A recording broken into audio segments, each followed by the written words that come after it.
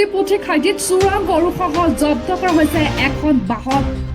ৰূপহীহঁতৰ মৰিপুঠি খাইটিত চোৰাং গৰুসহ জব্দ কৰা হৈছে এখন বাহন আৰু দুৰ্ঘটনা পতিত হৈছে বাহনখন আৰু আটক কৰিছে এতিয়া স্থানীয় ৰাইজে।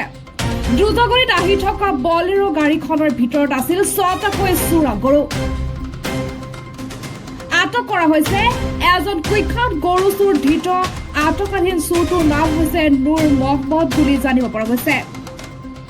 আমবাগানৰ পৰা মাগুৰমাৰী ফালে গৈ থকা অৱস্থাত ৰাস্তাৰ কাষত থকা বিদ্যুতৰ খুঁটাত প্ৰচণ্ড খুন্দা মাৰে আৰু তাৰ ফলতে প্ৰচণ্ড গতিত খুন্দা মৰাৰ ফলতে এতিয়া বিদ্যুতৰ খুঁটাত পথাৰত পৰে আৰু লগতে বলেৰো পিকআপখন বাগৰি পৰে।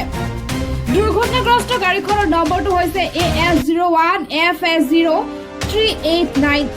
দুৰ্ঘটনাৰ পাছতে স্থানীয় ৰাইজে উপস্থিত হৈ গাড়ীখনৰ পৰা ৬টা চোৰাং গৰু উদ্ধাৰ কৰিবলৈ সক্ষম হয়। ঘটনাস্থলীত কাৱৈমাৰী আৰক্ষী উপস্থিত হৈ পৰিস্থিতি নিয়ন্ত্ৰণ কৰিবলৈ সক্ষম হৈছে। চকত বহি আছো, পটককে লাইনটো গুচি গ'ল। লগে লগে ফোন এটা গৈছে যে ইয়াত গাড়ী এক্সিডেণ্ট হৈছে।